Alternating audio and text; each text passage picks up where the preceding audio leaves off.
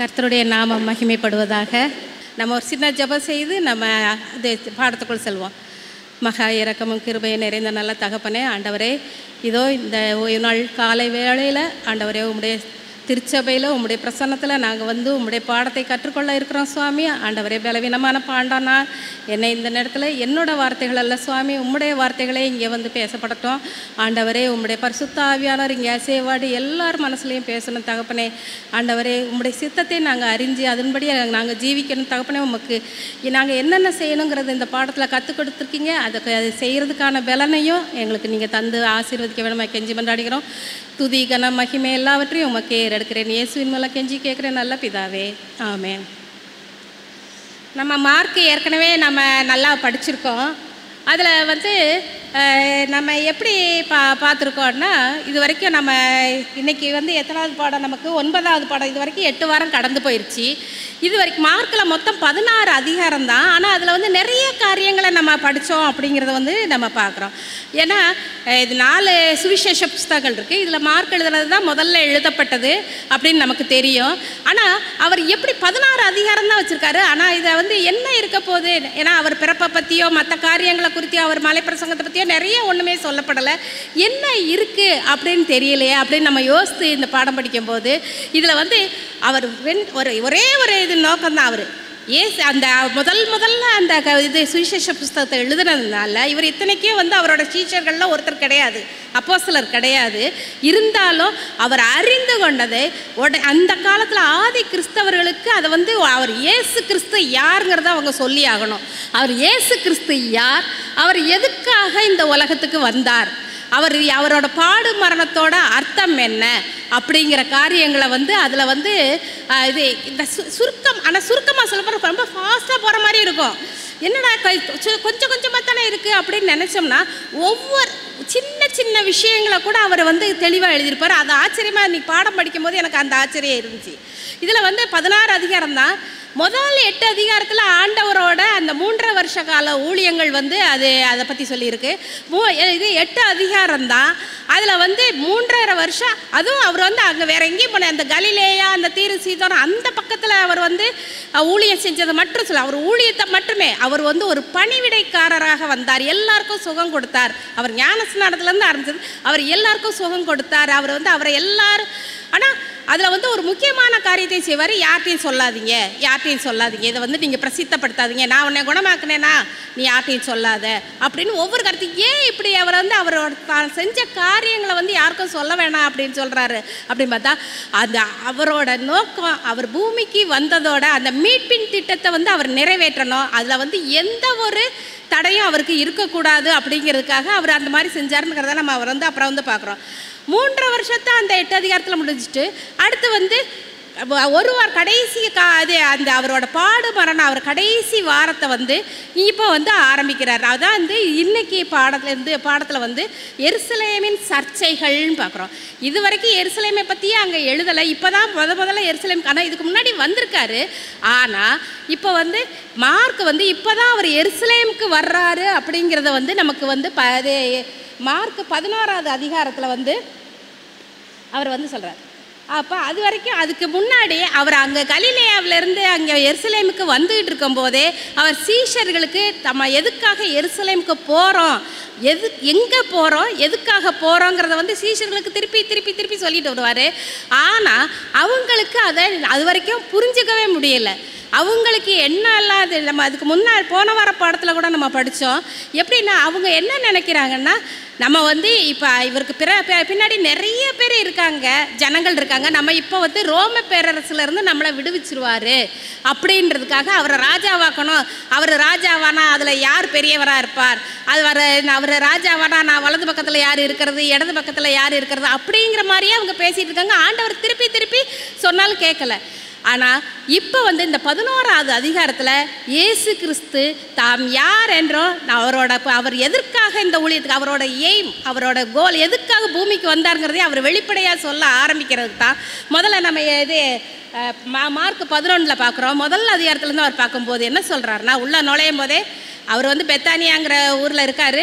நீங்கள் போய் ஒரு கழுதையும் கழுதைக்குட்டியும் பார்ப்பீங்க, அதை எடுத்துகிட்டு வாங்க, அது ஏன் எடுக்கிறீங்கன்னு கேட்டால், நம்ம இந்த காரியங்கள்லாம் நிறைய வசனங்கள் நம்ம வந்து படிக்க முடியாதுன்னு நினைக்கிறேன். நீங்கள் வேதத்தை வந்து இது மார்க் 11வது அதிகாரத்துக்கு திருப்பி வச்சுக்கோங்க. அது வந்து அது எப்படிப்பட்ட கழுதைக்குட்டியாக இருக்கணும், அதை வந்து ஏன் இப்படி செய்கிறீங்கன்னு கேட்டால், இது ஆண்டவருக்கு வேண்டும் என்று சொல்லுங்கள். அது 11வது அதிகாரம் 3வது வசனத்தில் அது என்ன நடக்கும், எப்படி நடக்கும் எல்லாத்தையும் அவர் வந்து பிளான் பண்ணி, ஆண்டவர் வந்து எல்லா காரியத்தையும் சரியாய் செய்கிறாருன்னு சொன்ன மாதிரி அவர் வந்து அதை பார்க்குறோம். அப்போ வந்து அதே மாதிரி கழுதைக்குட்டியை எடுத்துகிட்டு வந்தோடனே அவர் வந்து அதில் ஏறி அவர் எருசலேமுக்குள்ளே வராரு. இவங்களுக்கு சீஷர்களுக்கு ஒரே ஆச்சரியம். இவ்வளோ நாள் நான் யாருன்னு சொல்ல வேண்டாம்னு சொல்லிட்டு இருந்தாரு. ஆனால் இதுக்கு முன்னாடி ஒரு பிசாசு பிடிச்சவன் சொல்லியிருந்தான், நீர் தேவனுடைய குமாரன், மேசியாவாகிய கிறிஸ்து. அதுக்கு அடுத்து வந்து பேதுருவும் சொன்னார், நீ ஜீவனுள்ள தேவனுடைய குமாரனாகிய கிறிஸ்து. இருந்தாலும் இவர் வந்து தன்னைத்தான் வெளிப்படுத்துகிற ஒரு இடமா இருந்தது. அவருக்கு அது ராஜா வர்ற மாதிரி ஒரு கழுதைக்குட்டி மேலே ஏறிட்டு எரிசலை அதில் வந்து உடனே அந்த ஜனங்கள், அவர் சுகமாக்குன அந்த ஜனங்கள்லாம் எல்லாருக்கும் ஒரே சந்தோஷம். ஏன்னா 5 அப்பம் 2 மீன் கொடுத்தப்பெல்லாம் எல்லாரும் என்ன இது பார்த்தாங்க, அவரை ராஜாவாக்கணும்னு சொல்லுவாங்க. ஏதாவது ஒரு அற்புதம் பண்ணிட்டாருன்னா உடனே ராஜாவாக்கணும் பார்க்கணும். இவர் ஆண்டவர் வந்து காணாம போயிடுவார், அந்த இடத்துலேருந்து எங்கேயாவது போயிடுவார். அப்போ இந்த நேரத்தில் அவரே வாலண்டியராக வந்து கழுது மேலே ஏறிட்டு வர்றாரு. அப்போ வந்து எல்லாரும் ஜனங்கள் எல்லாரும் கூடி வர்றாங்க. இப்போ அந்த சூழ்நிலை எப்படி இருந்ததுன்னா, அவர் மேசியாங்கிறத அவர் காட்டுறார். மற்றும் அதை வந்து கழுதை மேலும் கழுதைக்குட்டி, இது வந்து ஒரு தீர்க்க தரிசன நிறைவேறுதல். நம்ம சகரியா 9:10 யாராவது வாசிங்களேன். சகரியா 9:10 வசனம் 9:10.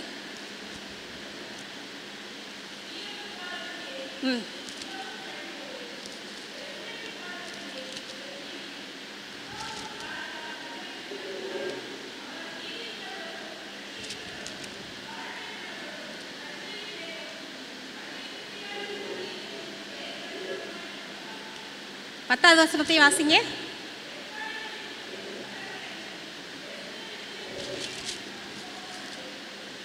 யுத்த விளம்பரம்.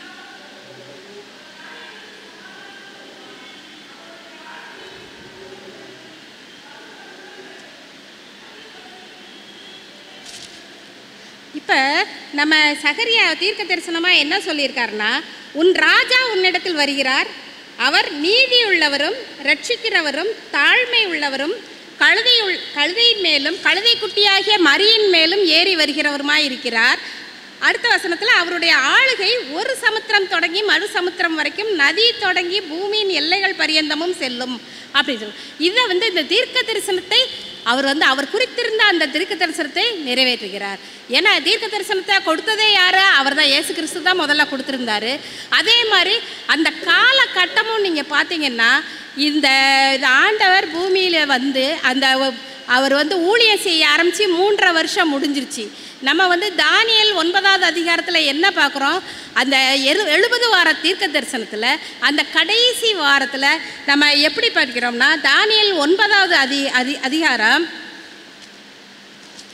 நான் அதை வாசிக்கிறேன். தானியேல் 9வது அதிகாரம்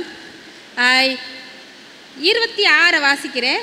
அந்த 62 வாரங்களுக்கு பிறகு மேசியா சங்கரிக்கப்படுவார் அப்படின்னு. அப்போ வந்து அவர் அந்த மீட்பின் திட்டத்தின்படி குமாரனாகிய தேவன் தம்முடைய ஜீவனை கொடுத்தா தான் இந்த வாதா மூலமாக இந்த உலகத்துக்கு வந்த பாவத்தை அழிக்க முடியும் அப்படிங்கிற அந்த இதை குறிச்சிட்டு அதில் 27வது வசனம், அவர் ஒரு வாரம் அளவும் அநேகருக்கு உடன்படிக்கையை உறுதிப்படுத்தி அந்த வாரம் பாதி சென்ற போது பலியையும் காணிக்கையும் ஒழிய பண்ணுவார்.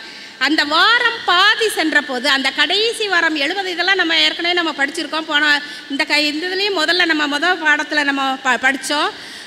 இது வந்து என்னென்னா கரெக்டாக கிபி 31 இது நடக்குது. அவர் வந்து தீர்க்க தரிசனத்தை அவர் அறிவித்தர அதை நிறைவேற்றும்படி தேவனால் சொல்லப்பட்ட தீர்க்க தரிசனங்கள் நிறைவேறும் அப்படிங்கிற மாதிரி அவர் வந்து அதை எல்லாத்தையும் நிறைவேற்று கரெக்டாக அதே நாள் இது.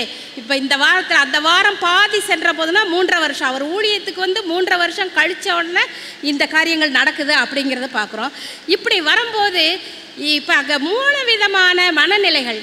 ஆண்டவர் வந்து என்ன நோக்கத்தோடு வர்றார், நான் எருசலேமுக்கு எதுக்கு, அது வந்து சீஷர்கள்ட்ட ஏற்கனவே சொன்னார், நான் வந்து அந்த பஸ்கா பண்டிகையில் அந்த பலியான ஆடாக நான் போகிறேன். இனி வந்து அந்த பலிகள் ஆலயத்தில் பலிகள் செய்யப்படுவதில்லை அப்படிங்க. பலியையும் காணிக்கையும் ஒழிய பண்ணுவார் நம்ம படித்தோம் இல்லையா, அதுக்காக வர்றோம். அப்போ அந்த பாடு மரணத்தை குறித்த எண்ணம் வந்து அவருக்கு ரொம்ப ஆனாலும் அதுக்கு அடுத்து வந்து இந்த ஜனங்கள்லாம் இவரை ராஜாவாக்கணும் பார்க்கணும். ஆனால் இந்த பரிசேயர்கள் அந்த யூத தலைவர்கள்லாம் இவரை வந்து விரோதியாக பார்த்தாங்க. இவர் வந்து இப்படி, ஏன்னா நம்ம இதை வந்து வேற ஒரு இடத்துலையும் பார்ப்போம், யோவானில் பார்ப்போம், இவரை இப்படியே வளர விட்டால் நமக்கு அதிகாரம் இல்லாமல் போயிடும். ஏன்னா யூதர்களுக்கு தலைவர்களுக்கு கொஞ்சம் அதிகாரம் இருந்துச்சு, ஆனால் ஜனங்களெல்லாம் இவர் பின்னாடி போனால் நமக்கு அதிகாரம் இல்லாமல் போயிடும். அதனால் இவரை வந்து இவங்க கொல்ல பார்க்குறாங்க. இப்போ வந்து 2 வகையான அதாவது கான்ட்ரவர்சிஸ், எங்கே போனாலும் பிரச்சனைகள். அதுவும் இந்த வார பாடமே வந்து எருசலேமில் நடந்த கான்ட்ரவர்சிஸ்.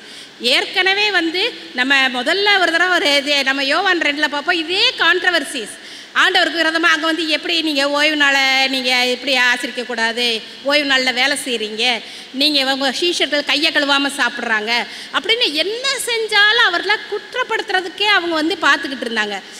ஏன் இப்படி குற்றப்படுத்துகிறாங்கன்னா அவங்களுக்கு இந்த மாதிரி. இன்னொன்று ஒரு முக்கியமான காரியம், நம்ம வந்து எல்லாம் படிக்கும்போது நமக்கு வர்ற போராட்டங்கள்லையும் எல்லாம் நம்ம பார்க்கும்போது நம்ம மற்ற இது மாதிரி யூத தலைவர்கள் இதை ஜனங்களை குற்றப்படுத்துகிற மாதிரி நம்ம யோசிக்கிறோம் இல்லையா, அது மாதிரி எனக்கு வர்ற பிரச்சனைகளில் நான் மற்றவங்களை நான் குற்றப்படுத்தக்கூடாது.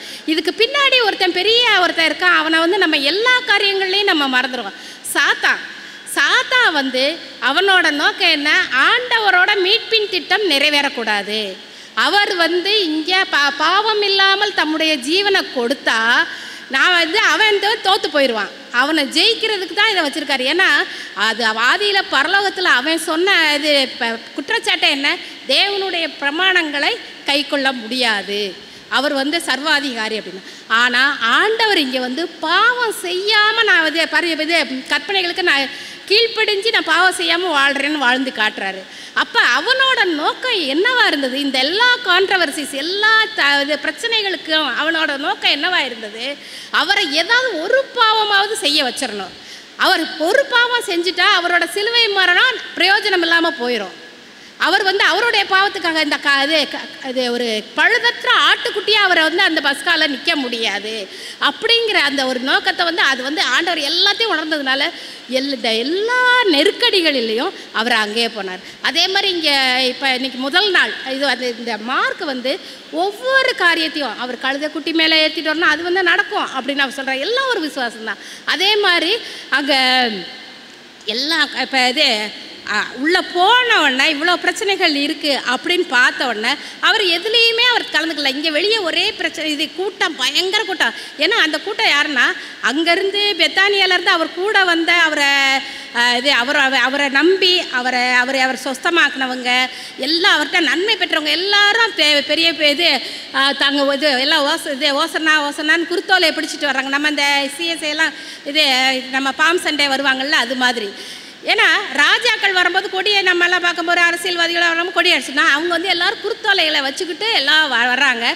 இந்த நேரம் வந்து என்ன காலமாக இருந்தது, பஸ்கா பண்டிகைக்கு யூத சட்டத்தின்படி எங்கே இருந்தாலும் எருசலேமுக்கு ஆண் மக்கள் எல்லாரும் வரணும். அதனால் எல்லா ஊர்களில் இருந்தும் அந்த எருசலேம் ஆலயத்துக்கு வந்துருக்காங்க. வரும்போது பார்க்குறாங்க என்ன இங்கே இவ்வளோ கூட்டமாக இருக்குது, இவர் யார் அப்படின்னு அந்த எல்லாம் இதைத்தான் ஆண்டவர் எதிர்பார்த்தார். அவர் யார், அவர் என்ன செய்ய போகிறாருங்கிறது வந்து எல்லாருக்கும் சொல்லணும், எல்லாருக்கும் தெரியணும். ஏன்னா பஸ்கால வந்து நம்ம அவர் மறிச்சா தான் தெரியும் அப்படின்னு அந்த ஒரு குழப்பமான சூழ்நிலை. அன்னைக்கு வந்து அவர் எந்த ஒரு பிரச்சனையும் வெளிப்படுத்தலை. அதை வந்து அவர் பாட்டு சத்தம் இல்லாமல் உள்ள ஆலயத்தை போய் ஒரு ரவுண்டு சுற்றி பார்க்குறாரு. ஆனால் அவருக்கு மனசு ஏன்னா நம்ம ஏற்கனவே என்ன எருசலேமை பற்றி அவர் அழுகிறாரு. நான் எவ்வளோ காலமாக உன்னை வந்து ஒரு கோழி தன் குஞ்சுகளை பாதுகாக்கிற மாதிரி நான் உன்னை எவ்வளோ காலமாக நான் பார்த்துட்டு இருந்தேன், ஆனால் இப்படி வந்து நீ அவர் தமக்கு சொந்தமானதில் வந்தால் ஒருவரையும் ஏற்றுக்கொள்ளவில்லை. அந்த ஒரு மனபாரத்தோடு சுற்றி பார்த்துட்டு யார்கிட்டையும் ஒன்றும் சொல்லாமல் சீஷர்களை மட்டும் கூட்டிகிட்டு திருப்பி வந்துடுறார். ஒரு நாள் அன்னைக்கு வந்து எந்த ஒரு பிரச்சனையும் வரல அப்படின்னு பார்க்குறோம். இப்போ 2வது நாள் திருப்பி பெத்தானியாவிலேருந்து எருசலேமுக்கு வர்றாரு. வர்ற வழியில் ஒரு அத்தி மரத்தை பார்க்குறாரு. நீங்கள் இது வந்து அதே நீங்கள் அத்தி மரத்தை பார்க்குறது வந்து நம்ம எந்த வசனத்தில் பார்க்குறோம், 12வது வசனத்துலேருந்து நம்ம பார்க்குறோம். ஆனால் அம்மையார் என்ன சொல்கிறாங்கன்னா, அந்த முதல் நாள் அவர் வந்து இங்கே இருந்து ஆலயத்திலேருந்து போனோன்னே அன்று இரவு முழுவதும் ஜெபம் பண்ணினார். அந்த இது நான் டிசைர் ஆஃப் ஏஜஸில் அம்மையார் போட்டிருக்காங்க. அந்த இங்கேருந்து ஒன்று பண்ணால் அவருக்கு வந்து எல்லாமே அந்த பாடு மரணம் வந்து இந்த மீட்பின் திட்டத்தை நிறைவேற்றணும், இவ்வளோ பிரச்சனைகளை கொண்டு வர்றோம், அப்போ நம்ம எப்படி இருக்கணும் அப்படிங்கிறத வந்து அவர் எல்லா காரியத்துக்கும் தேவன்ட்டு அவர் என்ன ஒரு காரியம் இருந்தாலும் அவர் ஜெபம் பண்ணாமல், அவர் தேவன் தான், அவர் மனுஷனாக வந்தார், இருந்தாலும் அந்த இடத்துல பிதாவோட பேசி பேசி அந்த இரவு முழுதும் ஜெபம் பண்ணார் அப்படின்னு பார்க்குறோம். மறுநாள் வரும்போது ஒரு அத்திமர இது தோட்டம், அது வந்து பழ சீசன் கிடையாது. அந்த பழ சீசன் இல்லைன்னாலும் அங்கே வந்து பார்க்குறாங்க ஒரே ஒரு மரம் மற்றும் இலைகள் நிறைஞ்சு தூரத்தில் பார்க்குறாரு. இதில் வந்து வசனத்தில் நம்ம என்ன வாசிக்கிறோன்னா, அவருக்கு பசி உண்டாயிற்று, ஆண்டவருக்கு பசி உண்டாயிற்று. அவர் வந்து ஏற்கனவே ஒரு தடவை வந்து தாகமாக இருக்கிறது எனக்கு தாகத்துக்கு தான் கேட்பார். யார்கிட்ட கேட்பார்? சமாரியா ஸ்திரீட்ட. ஆனால் கடைசியில் தண்ணி குடித்தாரா? குடிக்கலை. அவங்க சீஷர்கள் வாங்கிட்டு வந்த சாப்பாடை கூட சாப்பிட மாட்டார். அப்போ இவருக்கு யாரோ சாப்பாடு கொடுத்துருப்பாங்களோ அப்படின்னு அவங்க யோசிப்பாங்க. தேவனுக்கேற்ற கிரியை செய்வதே எனக்கு போஜனமாக இருக்கிறது அப்படின்னு சொன்னார். அந்த போஜனம்ங்கிறது வந்து இவர் வந்து பசியாக இருக்கிறதுன்னு சொன்னதுனா இவருக்கு பசியா என்னன்னு எனக்கு தெரியல. ஆனால் அந்த ஜனங்கள் மேலே அவங்கள்ட்ட என்ன எதிர்பார்க்குறா அதை வந்து எனக்கு வேணும் அப்படிங்கிற மாதிரி கேட்குற மாதிரி இருக்குது, பசி உண்டாயிட்டு. ஆனால் வெளியே இருந்து பார்க்க அந்த அது அத்தி மரம் வந்து இலைகளாக இருக்குது. நார்மலாக வந்து அத்தி மரத்தில் எப்படி இருக்கும்னா, நம்ம மாமரம்லாம் பார்த்தோம்னா முதல்ல தளிர் விடும், இலை வந்து புது இலை வந்துட்டு புது இலை நல்லா இது வந்த பிறகு தான் பூ பூக்கும் காய் வைக்கும். ஆனால் அத்தி மரம் அப்படி கிடையாது. அத்தி மரம் முதல்ல வந்து பழுக்கும், முதல்ல பழங்கள் தோன்றின பிறகு தான் இலை வந்து அது வந்து மூடும். அப்போ நிறைய இலை இருந்தால் நிறைய பழம் இருக்கணும்.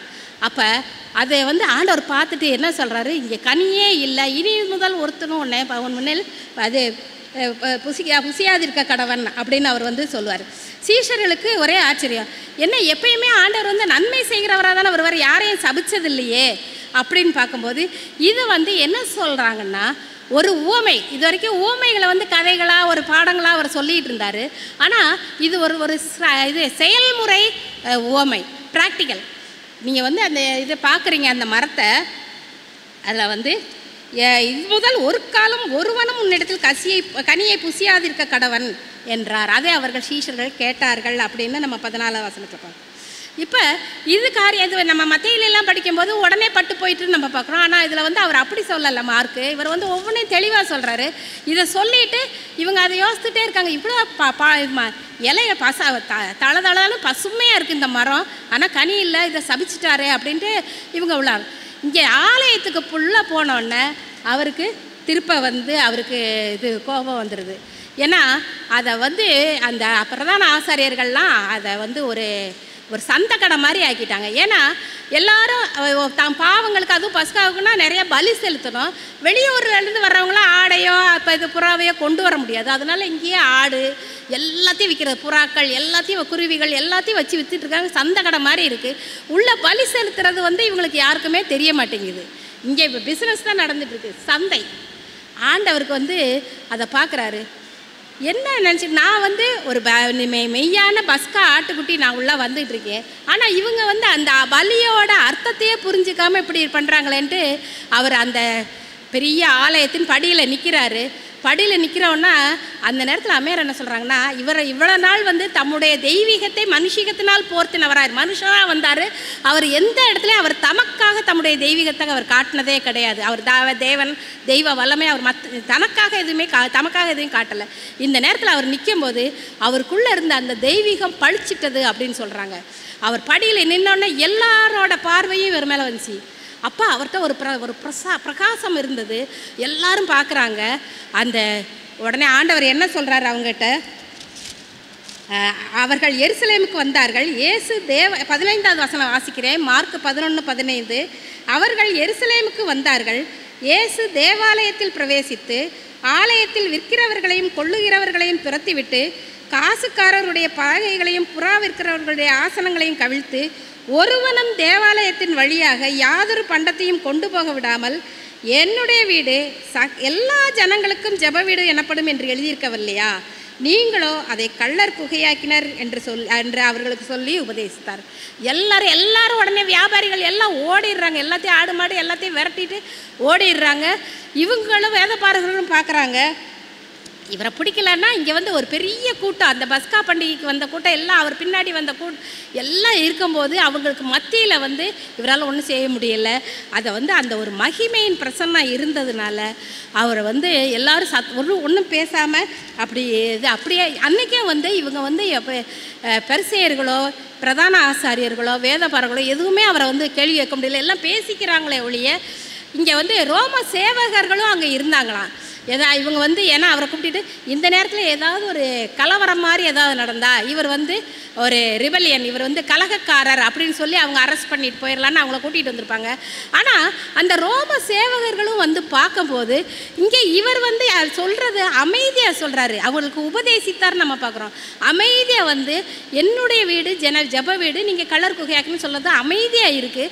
அவர் பேசுகிறத எல்லாரும் கேட்டுங்க. அவங்களும் வந்து ரோம சேவர்களும் அப்படி பார்க்குறாங்க. பார்த்துட்டு இவர் ஒன்றும் கலாட்டா செய்கிற மாதிரி வரலையே. ஆனால் இங்கே அந்த இது ஆசாரியர்களோ அந்த பெரிய மூப்பர்களோ இவங்க தான் வந்து பெரிய கலவரத்தை கிளவுற மாதிரி இருக்குது. உடனே அவங்க அம்மையார் எல்லாத்தையும் அந்த இது டிசைர் ஆஃப் ஏஜஸ் புக்கில் பார்த்தோம்னா ரொம்ப அழகாக இருக்கும் இந்த 3 சாப்டர்ஸும்.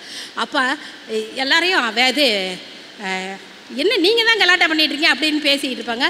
ஆண்டவர் அந்த சூழ்நிலையிலையும் அன்னைக்கு வந்து சாயங்காலம் ஆனபோது அங்கே உட்காந்து உபதேசிக்கிறார் ஜனங்களுக்கு. அங்கேயும் வந்து எல்லாம் சொல்லிகிட்டு இருக்காரு. அவர் சாயங்காலம் ஆனபோது அவர் நகரத்திலிருந்து புறப்பட்டு போனார். அவர் போனார். அன்றைக்கும் வந்து இவங்க பிரதான ஆசாரியர்கள் இந்த ஒவ்வொரு நாளையும் இவர் குறிக்கிறார் பாருங்கள். முதல்ல நேற்று இது வந்தது வந்து என்ன இதுன்னா நம்ம வந்து ஞாயிற்றுக்கிழமை, இன்றைக்கி வந்து திங்கக்கிழமை. இவர் வந்து ஆலயத்தை சுத்திகரித்தது என்ன கிழமை? ஞாயிற்றுக்கிழமைக்கு அடுத்த நாள். அப்போ பார்க்கும்போது திங்கக்கிழமை. அடுத்து வந்து அவர் போயிட்டு திருப்பி வர்றாரு, செவ்வாய்க்கிழமை வர்றாரு. செவ்வாய்க்கிழமை வரும்போது பார்க்குறாங்க அந்த அத்தி மரம் பட்டு போயிருக்கு, வேர்லேருந்து பட்டு போயிடுச்சு. இது எப்படி நடக்கும்? ஒரு நல்ல தளதளன்னு பசுமையாக நிற்கிற மரம் ஒரே நாளில் வந்து அது எப்படி அப்படியே பட்டு போச்சு அப்படின்னு இவங்க சீஷர் உடனே பேதுரு வந்து அதை வந்து கேட்குறாரு. பேதுரு நினைவு கூர்ந்து அவரை நோக்கி, ரபி நீ சபித்த அத்தி மரம் பட்டு போயிட்டுரு, நீங்கள் சபிச்சிங்க செத்து போயிடுச்சு. எல்லாருக்கும் ஆச்சரியம். அப்போ அந்த இடத்துல வந்து ஆண்டவர் வந்து இந்த அத்தி மரம் இது உமையில் வந்து ரெண்டு பேருக்கு பாடம் சொல்கிறாரு. ஒன்று யாருன்னா அந்த யூத ஜனங்களை வந்து ஆண்டவர் தம்முடைய ஜனமாக தம்முடைய இது ஊழியத்தை செய்கிறதுக்காக அவங்களை வச்சுருந்தாரு. நிறைய கனி கொடுக்கணும், அவங்களோட கிரியை வந்து எல்லா உலகத்தில் இருக்க எல்லா ஜாதிகளும் அவர்கள் மூலமாக என்னை அறியணும் அப்படின்னு அவர் நினச்சிருந்தாரு. இவங்க வந்து வெளி வேஷத்தில் வந்து பக்திமான்களாக அப்படியே நல்லா ஜெபம் பண்ணுறது, நியாயப்பிரமாணத்தை கடைப்பிடிக்கிறது அப்படின்னு சொல்லிட்டாங்க. ஆனால் அவங்களோட கனிகள் வந்து ஒன்றும் இல்லை. ஏன்னா அதில் வேதத்தில் நம்ம எழுதியிருக்காங்க, நீங்கள் வந்து ஒத்தலாமிலும் சீரகத்திலும் கூட தசமபாகம் செலுத்துறீங்க, ஆனால் நியாயத்தையும் இரக்கத்தையும் விட்டீர்கள். அந்த அன்புங்கிறது அந்த என்ன அன்பு? ஆவியின் கனிகள் நம்ம சொல்கிறோம்ல, ஆவியின் கனின்னு சொல்கிறோம்ல, அந்த கனி எதுவுமே அவங்ககிட்ட இல்லை. ஏன்னா அது அவர் ஆண்டவரே வந்து நிற்கும் போது அவரை ஏற்றுக்கிறதுக்கு அவங்களுக்கு மனசு இல்லை. அவங்க சுயந்தான் பெருசாக இருந்தது. எங்களுக்கு வந்து நாங்கள் இப்போ ரோம ராஜ்யத்துக்கு கீழே இருக்கணும், எங்களுக்கு பழையபடி யூத ராஜ்யம் வரணும், நாங்கள் அதில் பெரிய ஆளாக இருக்கணும், எல்லாம் அவங்க சொந்தமானதையே அவங்க சுயத்தையே யோசிச்சுட்டு இருந்தாங்க. அதனால ஆண்டவர் வந்து ஓமையில் என்ன சொல்கிறாருன்னா, இப்படி அழகாக நீங்கள் காட்சி அளிக்கிறீங்க யூதர்கள்னு சொல்லிட்டு. இன்றைக்கி வரைக்கும் யூதர்களோட நிலைமை அவங்கள மாதிரி நல்லா ஷோ காட்டுறாங்க. ஆனால் மெய்யான அந்த தேவனை அறிந்து கொள்ளவோ இயேசு கிறிஸ்துவை அறிந்து கொள்ளவோ அதற்குண்டான கனிகளை செலுத்தவோ ஆண்டவரோட நியாய தீர்ப்புக்கு ஆயத்தப்படவோ அவங்க எந்த ஒரு காரியத்தையும் செய்யலை. அது சொல்கிறேன். அதுலேயே வந்து இந்த காரியத்திலே வந்து ஆண்டவர் வந்து சீஷர்களுக்கும் சில பாடங்களை ஜெபம் பண்ணுறதை குறித்து ஒரு பாடம் சொல்லித்தர்றாரு. என்னென்ன எப்படி நடந்துச்சு அப்படின்னு அவங்க கேட்கும்போது அவர் என்ன சொல்கிறாரு? ஜெபத்தை பற்றி சொல்கிறாரு. நீங்கள் வந்து இது மரம் பட்டு போனதை பற்றி கேட்குறீங்க, நீங்கள் விசுவாசம் உள்ளவர்களாய் நீங்கள் என்ன செய்கிறீங்களோ அது 22-23 அதை வாசிக்கிறோம். இயேசு அவர்களை நோக்கி, தேவனிடத்தில் விசுவாசம் உள்ளவர்களாக இருங்கள், எவனாகிலும் இந்த மலையை பார்த்து நீ பெயர்ந்து சமுத்திரத்திலே தள்ளுண்டு போ என்று சொல்லி தான் சொன்னபடியே நடக்கும் என்று இருதயத்தில் சந்தேகப்படாமல் விசுவாசித்தால் அவன் சொன்னபடியே ஆகும் என்று மெய்யாக. அதனால் எதை கேட்டுக்கணும் தான் மனப்பாட வசனம். ஆதலால் நீங்கள் ஜெபம் பண்ணும்போது எவைகளை கேட்டுக்கொள்வீர்களோ அவைகளை பெற்றுக்கொள்வோம் என்று விசுவாசியுங்கள், அப்போது அவைகள் உங்களுக்கு உண்டாகும் என்று சொல்லுகிறேன். ஆண்டவர் ஜெபத்தை பற்றி நீங்கள் உங்களுக்கு ஏன் சந்தேகம் வருது? அவங்களுக்கு வந்து என்னதான் ஆண்டவர் கூட இருந்தாலும் அப்பப்போ சந்தேகம் வந்துடும். அப்பத்தை பற்றி பேசினாலும் சந்தேகம் வந்துடும். ஐயோ இது முடியுமா, தேவனால் கூடாத காரியம் ஒன்றுமில்லைங்கிறத வந்து அவங்க புரிஞ்சுக்கணும். ஆண்டவர் சர்வ வல்லமை உள்ள தேவன், அவரால் எல்லாம் செய்ய முடியும். ஆனால் நீங்கள் கேட்குறத எப்படி கேட்கணும்? நீங்கள் விசுவாசத்தோடு கேட்கணும். அடுத்து ஜெபத்தில் இன்னொரு காரியத்தையும் சொல்கிறாரு. நீங்கள் உங்களுக்கு யார் மேலேயாவது ஒரு பிரச்சனை இருந்தால், அவங்க உங்களுக்கு யாராவது தவறு செஞ்சுருந்தா அதை நீங்கள் முதல்ல மன்னிச்சுட்டு அப்புறம் வந்து நீங்கள் ஜெபம் பண்ணுங்க, அப்போ உங்களுக்கு கிடைக்கும். இது என்னது? எனக்கு இப்போ பின்னாடி எவ்வளோ பேசுனாங்க, என்னை எவ்வளோ கேவலமாக நடத்துனாங்க, அவங்கள எப்படி நான் மன்னிக்க முடியும்? அப்போ நான் என்னோடய பாவத்தை ஆண்டவர் மன்னிக்க மாட்டார். அதை வந்து நீங்கள் மன்னியாதிருப்பீர்களானால் பரலோகத்தில் இருக்க உங்கள் பிதாவும் உங்கள் தப்பிதங்களை மன்னியாதிருப்பார். அதான் பரமண்டல ஜெபத்திலையும் அப்படி தான் சொன்னார். நம்ம வந்து மடமடன்னு சர்ச்சில் சொல்லிடுவோம், பரமண்டலங்களில் இருக்க எங்கள் பிதாவே, எங்கள் கடனாளிகளுக்கு நாங்கள் மன்னிக்கிறது போல நம்ம அதெல்லாம் வந்து நம்ம புரிஞ்சு சொல்கிறோமா என்னன்னு தெரியல. எங்கள் கடனாளிகள் மன்னிக்கிறது போல அப்படின்லாம் சொல்லக்கூடாது. எங்கள் கடனாளிகளுக்கு நாங்கள் மன்னிக்கிறது போல எங்கள் கடன்களை எங்களுக்கு மன்னியும். எங்களுக்கு விரோதமாக தப்பு செஞ்சவங்களுக்கு நான் மன்னிச்சிட்டேன், அதனால ஆண்டவரே இந்த பாவத்தை உமக்கு விரோதமாக செஞ்சேன், எனக்கு மன்னிச்சிருங்க அப்படின்னு கேட்டோம்னா நம்ம ஜெபம் கேட்கப்படும் அப்படின்னு சொல்கிறார். இப்போ தான் வந்து இந்த வர்றாங்க, இது இந்த செவ்வாய்க்கிழமை வர்றாங்க. அந்த நீங்கள் எந்த அதிகாரத்தினால இப்போ செய்கிறீங்க? இப்போ வந்து அடுத்த கான்ட்ரவர்சி வருது. இப்போ வந்து இவங்க பேசுகிறது வந்து இவரை எப்படியாவது பிடிக்கணும். ஏன்னா இவங்க கேள்வி கேட்குறது அவங்க பதில் தெரிஞ்சுக்கணுங்கிறதுக்காக அவங்க கேட்கல. இதில் ஏதாவது ஒரு தப்பு செய்வாரா, அதில் ஏதாவது ஒன்று மாட்டிடலாமா அப்படிங்கிறது மாதிரி அவங்க கேட்குறாங்க. நீர் எந்த அதிகாரத்தினால் இப்படி செய்கிறீர்? இவைகளை செய்கிறதற்கு அதிகாரத்தை உமக்கு கொடுத்தது யார் அப்படின்னு கேட்குறாங்க. இப்போ அந்த ஆலயத்தை சுத்திக்கிறதுக்குலாம் என்ன, நீங்கள் வந்து எந்த ஒரு உங்களுக்கு அதிகாரமும் இல்லை. நாங்களாவது பிரதான ஆசிரியர் ஆலயத்தோட பொறுப்பாளர்கள்லாம் இருக்கோம், இல்லை அது அரசாங்கத்தில் அதிகாரிகள்லாம் இருக்கோம். அவங்களாம் வந்து சொல்லலை. நீங்கள் யார்? இவர் யார்? நாசரேத்தூரான், அவர் நான் கலிலேயாவிலிருந்து வந்த ஒரு தச்சன் மகன். உங்களுக்கு எப்படி இந்த அதிகாரம் வந்தது? உங்களுக்கு யார் இந்த அதிகாரத்தை கொடுத்தது? இப்போ தேவன் தான் எனக்கு கொடுத்ததுன்னு சொன்னால் இவர் என்ன சொல்லுவாங்க? தேவதூஷணம் சொல்கிறாரு அப்படின்னு சொல்லிடுவாங்க. அப்போ இவங்க வந்து அவரை குற்றப்படுத்தலாம். அடுத்து வந்து இல்லை நானாக தான் எடுத்துக்கிட்டேன், இல்லாட்டி அவர் சொன்னார் இவர் சொன்னார்னா அது வந்து நீங்கள் வந்து கலகம் பண்ணுறீங்க. ஏன்னா அந்த காலத்தில் ரோமர்கள் வந்து யூதர்களுக்கு வந்து அந்த சனகரிப்பு கொஞ்சம் அதிகாரம் கொடுத்துருந்தாங்க. அவங்களாம் சில காரியங்களெல்லாம் நியாயம் தீர்த்துக்கலாம் அப்படின்ட்டு. அதை வந்து இப்போ இதெல்லாம் குலைக்கிறதுனால நீங்கள் உங்கள்கிட்ட அதிகாரம் கொடுத்தா நீங்கள் இந்த கலாட்டெல்லாம் இது பண்ண திருப்பி வந்து ரோமர்கள் அதிகாரத்தை எடுத்துருவாங்க அப்படிங்கிற மாதிரி எப்படியாவது இவர் தான் கலகக்காரன்னு சொல்லி மாட்டி விட்டுலான்னு பார்க்குறாங்க. அப்போ ஆண்டவர் வந்து அவங்க யோசனைகளை பார்த்தாரு. உடனே சரி, அவர் வந்து அவர் சொல்கிற பதில்கள் பாருங்கள், அவர் எல்லாத்தையும் அவர் வந்து தனக்கு எந்த பிரச்சனைகளையும் நம்ம வந்து இந்த வாயின் வார்த்தைகளில் எதுவும் பிரச்சனை வரக்கூடாதுன்னு ஞானமாக பதில் சொல்கிறார். சரி, நான் உங்கள்கிட்ட ஒரு கேள்வி கேட்குறேன்னு சொல்கிறேன். யோவான் ஸ்நானம் கொடுத்த ஸ்நானம் மனுஷனால் உண்டாயிற்றோ தேவனால் உண்டாயிற்றோ அப்படின்னு கேட்குறேன். இப்போ இவங்க வந்து யோவான் ஸ்நானனே விசுவாசிக்கலை, இயேசு கிறிஸ்துவையும் விசுவாசிக்கலை. யோவான் ஸ்நானகன் வந்து அவர் வந்து தேவனால் உண்டாகலைன்னு சொன்னால் இந்த ஜனங்கள்லாம் இருக்காங்க எல்லாரும் யோவான் ஸ்நானன் வந்து தீர்க்கதரிசி, அவனை ஏறது கொண்டுட்டான் அப்படின்ட்டு இவங்க பேசிகிட்டு இருக்காங்க. இந்த நேரத்தில் அவன் மனுஷனால் உண்டாயிட்டுன்னு சொன்னால் ஜனங்கள் நம்மளை சும்மா விட மாட்டாங்க, கலாட்டம் பண்ணுவாங்க. இல்லை தேவனால் உண்டாயிற்று, அவருக்கு வந்து அதிகாரம் வந்து அந்த தீர்க்க தரிசன வல்லமே அவர் வந்து ஒரு எலியாவாக வந்து முன்கூட்டியே அறிவிக்கிறதுக்கு வந்தார் அப்படின்னு நம்ம சொன்னோம்னா அப்புறம் எதுக்கு நீங்கள் என்னை அவரை யோவான் ஸ்நானம் விசுவாசிக்கல? யோவான் ஸ்நானம் விசுவாசித்திருந்தால் இவரையும் விசுவாசித்துருக்கணும். ஏன்னா யோவான் ஸ்நானம் என்ன சொன்னார்? இதோ உலகத்தின் பாவத்தை சுமந்து தீர்க்கிற தேவாட்டுக்குட்டி. அப்போ யோவான் ஸ்நானகனை நீங்கள் ஏற்றுக்கிட்டீங்கன்னா என்னையும் ஏற்றுக்கணும். அப்போ இந்த காரியத்தை இந்த கேள்வியை மட்டும் அவர் வைக்கிறாரு.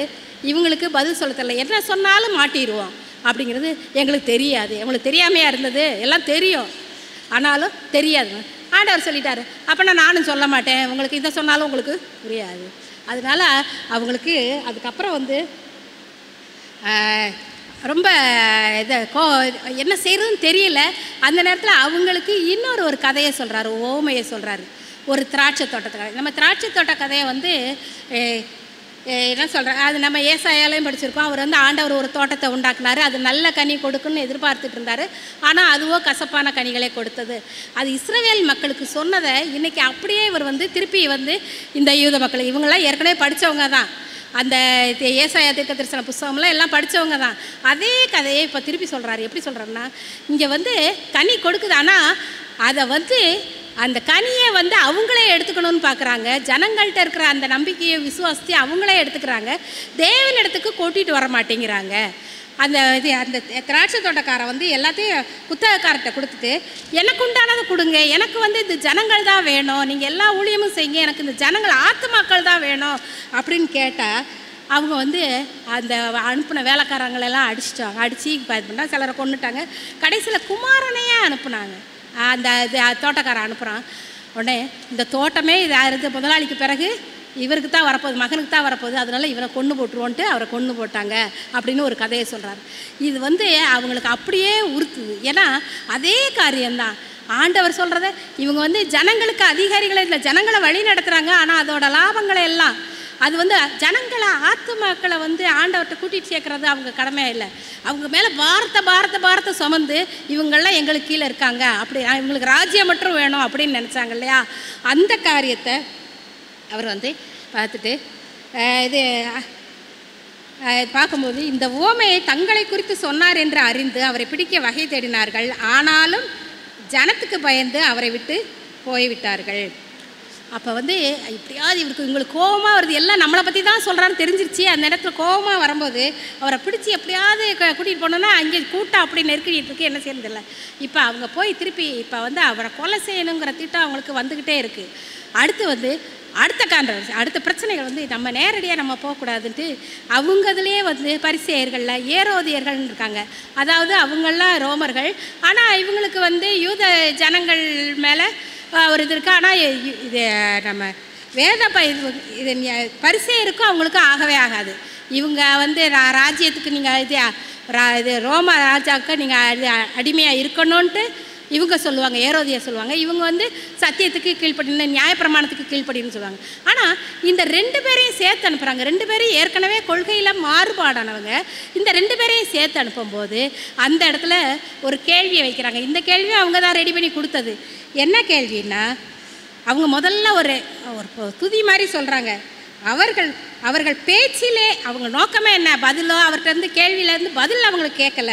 அவர்கள் பேச்சிலே அவரை அகப்படுத்தும்படி பரிசேயரிலும் ஏரோதியிலும் சிலரை அவரிடத்தில் அனுப்பினார்கள்.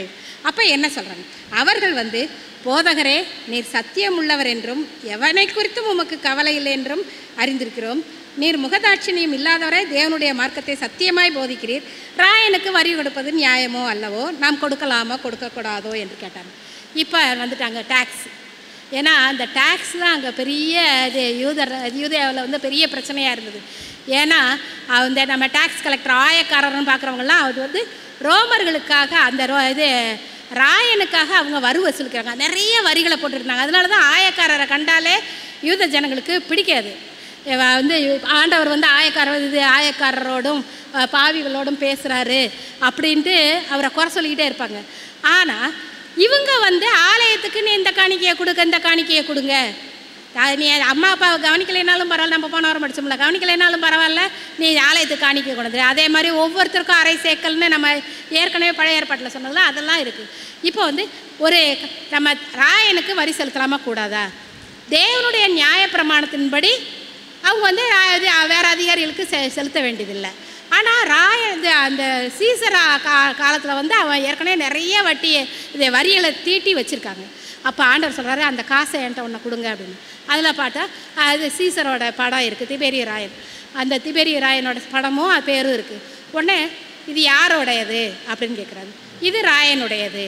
அப்போ ராயனுடையதே ராயனுக்கும், தேவனுடையதே தேவனுக்கும். ராயனுடையது என்ன, இந்த காசு யாருது? ராயனுடையது. ஏன்னா நம்ம யார் கண்ட்ரோலில் இருக்கோம்? இப்போ ரோம இது பேரரசின் கீழே தான் இருக்கோம். அப்போ அவனோட காசு அவன்கிட்ட கொடுங்க. தேவனுடையதை தேவனுக்கு. தேவனுக்குரியது என்னது? நம்ம தேவனுக்குரியதுங்கிறத நம்ம எதை பார்க்குறோம்? அவர் நம்ம தான் கேட்குறாரு. அவர் வந்து அவருக்கு பூமியும் அது நிறைவும் அவருடையது. அவர் காணிக்கைகளெல்லாம் ஒரு அதுக்காக தான் சொன்னார், நீங்கள் உங்கள் இருதயத்தை என்கிட்ட கொடுங்க அப்படின்னு தான் கேட்டார். அதனால் நீங்கள் ராயனுடையதை ராயனுக்கும், தேவனுடையதை தேவனுக்கும் கொடுங்கள்னு சொன்னோன்னே அவங்களுக்கு வேற ஒன்றும் அவங்க ஆச்சரியப்பட்டாங்களாம். என்ன இப்படி பேசுகிறாரு, இவரை எந்த வகைத்துலேயே நம்ம வந்து பார்க்க முடியலையே அப்படின்ட்டு. அடுத்த குரூப் அனுப்புகிறாங்க. இவங்க யாருன்னா சதுசேயர். பரிசேயர்கள் மாதிரி இவங்க சதுசேயர்கள். இவங்களும் சமூகத்தில் பெரிய அந்தஸ்து உள்ளவங்க தான். ஆனால் இவங்க வந்து வேதாகமத்தில் பழைய ஏற்பாட்டில் 5 ஆகமங்களை மட்டும், ஆதி ஆகமத்திலேருந்து உபாகமம் அந்த சத்தியம் மட்டும்தான் இருக்குது. மற்றதெல்லாம் அவங்க நம்புறது கிடையாது. அதன்படி தேவனுக்கு உள்ளதெல்லாம் எல்லாம் செய்யணும். ஆனால் உயிர்த்தெழுதல் கிடையாது, இதுக்கு இதெல்லாம் கிடையாது, தேவதூதர்கள் கிடையாது, வேறு ஒன்றும் கிடையாது அப்படிங்கிற மாதிரி அவங்க நம்பிக்கை. தேவன் இருக்கார், நம்ம வந்திருக்கோம், செத்து போனால் அவ்வளோதான், அந்த மாதிரி அவங்க நம்பிக்கை. அவங்க வந்து இந்த கதையை சொல்கிறாங்க. ஒரு பெண்ணுக்கு வந்து ஒருத்தனை கல்யாணம் பண்ணிட்டா, நம்ம பழைய ஏற்பாட்டில் வந்து லேவியராமத்தில் என்ன போட்டிருக்குன்னா, அதை வந்து ஒரு குடும்பத்தோட ஒருத்தன் இருக்கான், ஒரு குடும்பத்தோட சுதந்திரவாளி இருக்கும்போது அவன் இறந்துட்டான்னா அவனுடைய மனைவியை வந்து சகோதரன் கல்யாணம் பண்ணி அந்த மூத்தவனுக்கு குழந்தை இல்லாமல் இறந்துட்டான், அவனோட சொத்து வர்றதுக்காக அவனுக்கு இன்னொரு கல்யாணம் பண்ணி வைக்கலாம் அப்படின்னு. ஏன்னா நம்ம இதெல்லாம் பார்க்கும்போது நமக்கு ரூத் கதை ஞாபகம் வரும். ரூத்துக்கு வந்து எலிமெலேக்கு செத்து போயிட்டான். இப்போ போவாஸ் கல்யாணம் பண்ணும்போது என்ன சொல்கிறாங்க, எலிமெலேக்கு வந்து பேசும்போது அப்படி சொல்கிறாங்க, எலிமெலேக்கும் சுதந்திரத்தை நிலைநாட்டும்படியாக அவளோட மனைவியை நான் வந்து ஏற்றுக்கிறேன் அப்படின்னு சொல்லுவான். அப்போ அந்த ஒவ்வொருத்தருக்கும் ஆண்டவர் பிரித்து கொடுத்தாரே சொத்து சுதந்திரம், அது வந்து தலைமுறையாக வரணுங்கிறதுக்காக ஆண்டவர் அப்படி வந்து தீர்மானிச்சு. இதை அவங்க பிடிச்சிக்கிட்டு என்ன இப்படி அப்போ உயிர்த்தெழுதலில் வந்து 7 பேர் வருவாங்க, இந்த பொண்ணு இருப்பா, அப்போ யாருக்கு அவள் மனைவியாவா? அப்போ தான் ஆண்டவர் அதுக்கும் சரியான பதில் சொல்கிறாரு. நீங்கள் வேத வாக்கியங்களே உங்களுக்கு சரியாக தெரியலை. இன்றைக்கி நிறைய பேர் வேத வாக்கியங்களே சரியாக தெரியாமல் தான் சத்தியத்தை சொல்கிறோன்னு சொல்லிகிட்டு இருக்காங்க. அந்த வேத வாக்கியங்கள் உங்களுக்கு தெரியலை. அதே மாதிரி தேவனுடைய வல்லமை உயிர்த்தெழுதல் இல்லைன்னு சொல்லிகிட்டு இருக்கீங்க. ஆனால் ஆண்டவரால் தேவனால் எல்லாம் கூட உயிர்ப்பை கொண்டு வர முடியும், உயிரை திருப்பி கொடுக்க முடியும். நீ மரணம்ங்கிறது ஒரு நித்திரை தான், திருப்பி கொண்டு வர முடியும். ஏன்னா ஏற்கனவே அவர் லாசருவெல்லாம் உயிர்த்தெழுத்திருக்காரு. அப்போ வந்து அவர் என்ன சொல்கிறாரு, இது நீங்கள் பழைய ஏற்பாட்டில் அந்த 5 ஆகமங்கள் படிச்சிருக்கீங்கல்ல, அதில் யாத்திராகமம் 3ஆவதுல வந்து மோசேக்கு வந்து முட்செடியில் வந்து ஆண்டவர் வந்து தரிசனமாவார். அப்போ தரிசனமாகும்போது அவர் என்ன சொல்கிறார், நான் ஆபிரகாமின் தேவனும் ஈசாக்கின் தேவனும் யாக்கோபின் தேவனுமாக இருக்கிறேன் அப்படின்னு இருக்கிறவராக இருக்கிறேன்னு சொல்லுவார். அப்போ ஆபிரகாம், ஈசாக்கு, யாக்கோபு எல்லாருமே இறந்து போயிட்டாங்க. அப்புறம் மோசேட்டே இறந்து போனவங்களுக்கு எப்படி ஆண்டவர் இதை தேவனாக இருக்க முடியும்? அவங்க திருப்பி எழும்புவாங்க, திருப்பி அவருக்கு ஆண்டவர் இருப்பார். நான் இன்றைக்கும் அவங்களுக்கு தேவனாக தான் இருப்பேன். அவங்க நித்திரையில் இருக்காங்க, திருப்பி வருவாங்க அப்படிங்கிற காரியத்தை வந்து சொல்லிட்டு, அவர் மரித்தோருக்கு தேவனாயிராமல் ஜீவனுள்ளோருக்கு தேவனாக இருக்கிறார், ஆகையால் நீங்கள் மிகவும் தப்பான எண்ணம் கொள்ளுகிறீர்கள் என்றார். இப்போ இவங்களையும் அனுப்பிச்சிட்டாரு. அப்போ இவங்க இப்போ எல்லாம் பார்த்துக்கிட்டு இருக்காங்க. ஒவ்வொன்றுக்கும் அவர் எப்படி பதில் சொல்கிறாரு பார்த்துட்டு கடைசியில் வந்து இந்த பாடத்தில் நம்ம கடைசியில் வந்து ஒருத்தர் பார்க்கும்போது ஒருத்தர் வரான். இவன் வந்து வேத ஸ்கிரைபு எஸ்ரா மாதிரி வேதத்தை நிறைய படித்த ஒரு வாலிபன். அவன் வந்து என்ன சொல்கிறான், கற்பனைகளில் பிரதான கற்பனை என்ன? நம்மளாம் இப்போ சொன்னோம்னா 7ஆம் நாள் ஓய்வு நாள் நம்ம பிரதான கற்பனைன்னு சொல்லுவோம். ஆனால் ஆண்டவர் வந்து அதை வந்து பழைய ஏற்பாட்டிலேருந்தே சொல்கிறாரு. உன் தேவனாகிய கர்த்தரிடத்தில் உன் முழு இருதயத்தோடும் முழு ஆத்மாவோடும் உன் முழு பலத்தோடும் அன்பு கூர்வாயாக என்பதே பிரதான கற்பனை. இதற்கு ஒப்பாக இருக்கிற 2ஆம் கற்பனை என்றால், உன்னிடத்தில் நீ அன்பு கூறுவது போல பிறரிடத்திலும் அன்பு கூர்வாயாக என்பதே. இவைகளிலும் பெரிய கற்பனை வேறொன்றுமில்லை. நம்முடைய தேவனாகிய கர்த்தர் ஒருவரே கர்த்தர், அவர்கிட்ட நீ முழு இருதயத்தோட அன்பு கூறணும் அப்படின்னு சொல்கிறார். அப்போ வந்து இதில் வந்து எனக்கும் இந்த புத்தகத்தில் ஒரு கேள்விக்கு நல்ல பதில் கொடுத்துருந்தாங்க. இந்த கேள்வி எனக்கு இருந்துச்சு. நம்ம அன்பு கூறுவாயாகங்கிறத வந்து நம்ம ஃபோர்ஸ் பண்ண முடியுமா? நம்ம பிள்ளைகிட்ட வந்து எனக்கு கீழ்ப்படி, இதை செய் அதை செய்யாதேன்னு நான் வந்து சொல்ல முடியும். என்கிட்ட அன்பாக இருக்கணும் நீ அப்படின்னு குச்சி எடுத்துகிட்டு நம்ம பேச முடியுமா? நம்ம பிள்ளைகிட்ட அன்பை வந்து செலுத்துங்கிறது வந்து சொல்லவே முடியாது. அது யார்கிட்டையுமே, அது யாராக இருந்தாலும் நீங்கள் பாருங்கள், நீங்கள் சண்டை போட்டுகிட்டே இருக்கீங்க, நீங்கள் என்கிட்ட அன்பாக இருக்கணும் பார்த்துக்கோங்க அப்படின்னு நான் கூட சொல்ல முடியுமா? சொல்ல முடியாது. அன்பு அப்புறம் எதுக்கு அதை வந்து கற்பனை கட்டளைன்னு ஆண்டவர் சொன்னார். இது வந்து அதான் பாடப்புத்தகத்தில் படுக்க, இது வந்து ஒரு உடன்படிக்கை, தேவனோடு நான் பண்ணுகிற உடன்படிக்கை. இப்போ வந்து திருமணத்தில் வந்து கணவன் மனைவி வச்சுட்டு நீ அவனுக்கு எல்லாம் நம்ம நிறையா இதெல்லாம் அக்ரிமெண்ட்லாம் போடுறாங்க. உன் கணவனுக்கு எல்லா காரியங்கள்லையும் நீ கீழ்ப்படிந்திருப்பாயா அப்படின்னு, அதே மாதிரி உன் மனைவிட்ட நீ அன்பு கூர்வாயாக அப்படின்லாம் அது ஒரு உடன்படிக்கை பண்ணுறாங்க. திருமணங்கிறது நம்ம ஒப்பந்தம்னு நமக்கு தெரியும். கணவனும் மனைவியும் ஒருத்தருக்கு ஒருத்தர் அன்பாக இருக்கணும் அப்படிங்கிறது வந்து அந்த ஒப்பந்தம். இதை வந்து ஆக்சுவலி நான் அப்புறம் யோசித்து பார்த்தேன். அது வந்து பாஸ்டர் சொல்லும் போதும் அனௌன்ஸ் பண்ணும்போது, நான் வந்து இதை உங்களுக்கு கட்டளையாக சொல்லுகிறேன் அப்படின்னு சொல்லுவார். இதெல்லாம் அன்பாக இருக்கிறத வந்து கட்டளையாக சொல்கிறேன். அப்போ வந்து அந்த உடன்படிக்கைக்கு ஆதாரமே அந்த அன்பு தான். அப்போ நான் தேவனோட ஒரு உடன்படிக்கை பண்ணியிருக்கேன் ஞானஸ்நானத்தில். அந்த உடன்படிக்கைக்கு நான் உண்மையாக இருந்தேன்னா தேவனிடத்தில் அன்பு கூறுவேன். ஏன்னா தேவன் நம்முடைய தேவன் ஒருவரே கர்த்தர். அவரிடத்துல நான் முழு இருதயத்தோடனா அவர்கிட்ட நான் எல்லா காரியத்துலேயும் அன்பு கூறுதல்னா எல்லா காரியத்துலேயும் அவருக்கு கீழ்ப்படிந்து அவர் சொல்கிறது 10 கற்பனைகள் மட்டும் கிடையாது. கற்பனை 10 அது இப்போ கட்டளை தேவனுடைய பிரமாணங்கிறது நிறைய காரியங்கள் வேதத்தில் சொல்லப்பட்ட அவரால் சொல்லப்பட்ட எல்லா வார்த்தைகளும் கற்பனை தான். அப்போ அந்த கட்டளைகளுக்கு நான் எல்லா காரியங்கள்லையும் நான் வந்து கீழ்ப்படியணும் அப்படின்னு. அது அதே மாதிரி இது சரி உன்னிடத்தில் அன்பு கூறுகிறது பிறனிடத்திலும் அன்பு கூறுகிறேன். நான் வந்து உங்களோட ஒரு அக்ரிமெண்ட் போட முடியுமா? ஏன்னா நம்ம 2 பேரும் மனுஷங்க. அந்த அக்ரிமெண்ட் வந்து நிலைக்குமா நிலைக்காது. இந்த அக்ரிமெண்ட்டை யார்கிட்ட நம்ம போடுறோம்? தேவன்கிட்ட தான் போடுறோம். உன்னில் அன்பு கூறுறது போல் நீ பிறனிடத்திலும் அன்பு கூறுவாயாக அப்படின்னு சொல்கிறாரு. அப்படின்னா நீ வந்து என்னிடத்தில் அன்பு கூறுந்தா நீ அவனை நேசி. நீ அவனை தன் சகோதரனிடத்தில் அன்பு கூறாதான் தான் கண்ட சகோதரனிடத்தில் அன்பு கூறாதான் தான் காணாத தேவனிடத்தில் எப்படி அன்பு கூறுவான் அப்படின்னு அவர் கேட்குறார். அப்போ இந்த அன்பில் வந்து அவ்வளோ காரியத்தை சொன்னோன்னா அவனும் அதை இது ஏற்றுக்கிட்டான். அதை வந்து அது தெளிவாக சொல்கிறான் பாருங்க. நம்ம வசனம் இது 12:32 அதற்கு வேதபாரகன் சரிதான் போதகரே, நீ சொன்னது சத்தியம். ஒரே தேவன் உண்டு, அவரை தவிர வேறு தேவன் இல்லை. முழு இருதயத்தோடும் முழு மனதோடும் முழு ஆத்மாவோடும் முழு பலத்தோடும் அவரிடத்தில் அன்பு கூறுகிறதும் தன்னிடத்தில் அன்பு கூறுகிறது போல பிறனிடத்திலும் அன்பு கூறுகிறதுமே சர்வாங்க தகனம் முதலிய பலிகளை பார்க்கிலும் முக்கியமாக இருக்கிறது என்றாங்க. இதே வார்த்தையை யார் சொல்லியிருப்பா? இது சாமுவேல் சொல்லியிருப்பார். சவுல் ராஜா வந்து இப்போ எல்லாத்தையும் கொண்டுட்டு வந்து நான் ஆண்டவருக்காக கொண்டாந்தேன் பலி செலுத்துறதுக்கு. நீ முதல்ல கீழ்ப்படி, பலி செலுத்துறதெல்லாம் அப்புறம், சர்வாங்க தகனத்தை காட்டிலும் கீழ்ப்படிதலே முக்கியம். இந்த காரியத்தை அவன் முடிஞ்சோடனே நீ தேவனுடைய ராஜ்யத்துக்கு தூரமானவன் அல்ல. இப்போ ஆண்டவர் வந்து இந்த 3 நாள் இந்த ஆலயத்தில் வந்து என்னென்ன காரியங்கள், அது வந்து இந்த வெள்ளிக்கிழமை வந்து நிறைய காரியங்கள் இந்த கேள்விகள்லாம் இருக்குது. இதெல்லாம் நீங்கள் புக்கில் படிச்சுக்கோங்க. இதில் நான் ஒரே ஒரு காரியத்தை மட்டும் நான் சொல்லி நான் முடிக்கணும்னு நினைக்கிறேன். இப்போ நமக்கும் வாழ்க்கையில் நிறைய போராட்டங்கள், இந்த கான்ட்ரவர்சிஸ், நமக்கு வராத ஏதாவது பிரச்சனைகள் தேவனுக்கு, நமக்கு வந்த பிரச்சனைகள் ஏதாவது ஆண்டவருக்கு வரலையா? யோசித்து பாருங்கள். நமக்கு குடும்பத்தில் பிரச்சனைன்னா ஆண்டவருக்கும் குடும்பத்தில் பிரச்சனை இருந்துச்சு.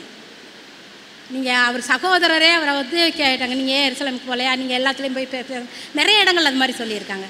அதே மாதிரி சொந்த ஊரில் பிரச்சனை, அவர் நாசரத்தில் இருக்கிறவங்களே அவரை ஏற்றுக்கல, அவரை தள்ளிவிட பார்த்தாங்க. அதே மாதிரி சபையில் பிரச்சனை, எல்லா இடத்துலையும் நமக்கும் நம்ம குடும்பத்தில் எல்லா இது நம்ம இருக்கிற இடத்துல நம்ம எல்லா இடத்துலையும் நமக்கு பிரச்சனைகள் வருது. அதுலேயும் பிரச்சனை நமக்குள்ளேயே இருக்குது. ஏன்னா இந்த விசுவாசம்லாம் இல்லாதனால. இப்போ இந்த பிரச்சனைகளை நம்ம எதிர்பார்க்கறதுக்கு இந்த பாடத்துலேருந்து கற்றுக்கொண்ட நாள் இது. எப்படின்னா அவருக்கு வந்து ஒரே ஒரு நோக்கம் தான் இருக்குது தேவனுக்கு. ஏன்னா நம்மளாம் இப்போ யாராவது ஒரு கேள்வி கேட்டால் படார்னு ஏதாவது சொல்லிடுவான். நீங்கள் என்ன இப்படி பண்ணுறீங்கன்னா அதுக்கு நம்ம பின்னாடி கதையெல்லாம் நிறையா சொல்லுவோம். இப்படி எதனால தான் நான் அப்படி செஞ்சேன், அதனால தான் நீ இப்படி அப்படி கதையெல்லாம் நம்ம ஒரு வார்த்தை எடுத்தோம்னா ஒரு பெரிய இதாக ஓடும், வாக்குவாதம் ஓடும். ஆண்டவர் அதெல்லாம் கொண்டு வரவே இல்லை. அவருக்கு தேவை என்றாவது ஒரே ஒரு நோக்கத்தை கொண்டிருந்தார். அவர் வந்து நான் வந்து அந்த குறித்த காலத்தில் நம்ம தீர்க்க தரிசனத்தில் குறிக்கப்பட்ட காலத்தில் நான் வந்து என்னை வந்து ஒரு பழுதற்ற மாசற்ற ஆட்டுக்குட்டியாக நான் ஒப்பு கொடுக்கணும். அப்போ தான் இந்த உலகத்தை மீட்க முடியும் அப்படிங்கிறத அவர் எப்பயுமே ஆரம்பத்துலேருந்தே அவர் மனசில் வச்சுக்கிட்டு இருந்தார். அதன்படியே அவர் நடந்தார். அதில் கொஞ்சம் கூட வலது பக்கம் இடது பக்கம் அவர் போகலை.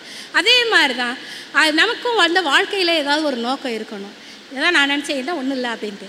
அடுத்து வந்து அவர் ஒவ்வொரு தடவையும் ஜெபம் பண்ணார். ஜெபம் பண்ணாமல் நம்ம எந்த பிரச்சனைகளையும் நம்மளால் சமாளிக்க, நானே சாதிச்சிருவேன்னு எந்த காரியத்தையும் நம்மளால் செய்ய முடியாது. அதை வந்து நம்ம பார்த்துக்கணும். இன்னொன்று வந்து அவர் தாழ்மை உள்ளார். ராஜாக்கள்கிட்ட குதிரையில் ஏறுகிறவங்க, அவர் கழுதை குட்டி, எல்லா இடத்துலையும் தாழ்மை. நான் இது நீங்கள் வந்து என்ன இடத்துல வந்து இளைப்பார்கள், நான் மனத்தாழ்மையாக இருக்கிறேன். அந்த தாழ்மை நம்மகிட்ட இருந்தால் தான் நம்ம வந்து எல்லா கான்ட்ரவர்சிகளுக்கும் நமக்கு சமாதானம், எல்லா சூழ்நிலையிலும் நமக்கு சமாதானம் கிடைக்கும். கடைசியாக நம்ம எல்லா இடத்துலையும் நம்ம வந்து ஞானமுள்ள வார்த்தைகளை பேசணும், சரியான பதில்களை சொல்கிறதுக்கு கற்றுக்கணும். சும்மா ஆர்கியூ பண்ணுறதுக்கு, நான் சொல்கிறது தான் சரின்னு ஆர்கியூ பண்ணுறதுக்கு எந்த வார்த்தைகளையும் எடுக்காமல், இந்த மாதிரி ஆண்டவர் ஒவ்வொருத்தரையும் ஒவ்வொரு விதமான போராட்டங்களையும் எப்படி அந்த கான்ட்ரவர்சிஸ், அந்த சர்ச்சைகளை எப்படி அவர் எதிர்கொண்டாரோ அது மாதிரி இந்த கடைசி காலத்தில் வாழும்போது நமக்கு நிறையா சர்ச்சைகள் இன்னும் நிறையா வரும். எல்லாவற்றிலும் ஆண்டவர் நின்னது போல் நமக்கு ஒரே நோக்கம், நமக்கு வந்து பரலோகங்கிறத விட எனக்கும் தேவனுக்கும் உள்ள உறவு, நான் பரலோகத்துக்காக நான் எனக்கும் தேவனுக்குள்ள உறவு கரெக்டாக இருக்கணும். அவர் சொல்கிறபடி நான் கேட்கணும். அவரோட என்னோடய உறவு நல்லா இருக்கணும். நான் எப்பயும் ஜெபம் பண்ணணும். மனத்தாழ்மையாக எல்லா இடத்துலையும் இருந்து அவருக்கு வந்து நம்ம கீழ்ப்படிந்திருந்தோம்னா நம்ம இந்த கடைசி காலத்தில் அவருக்கு சாட்சியாக நிற்கும் பொழுதும் ஞானமுள்ள வார்த்தைகளை பேசுவோம். தேவன் நம்மை ஆசீர்வதிப்பாராக. ஆமென்.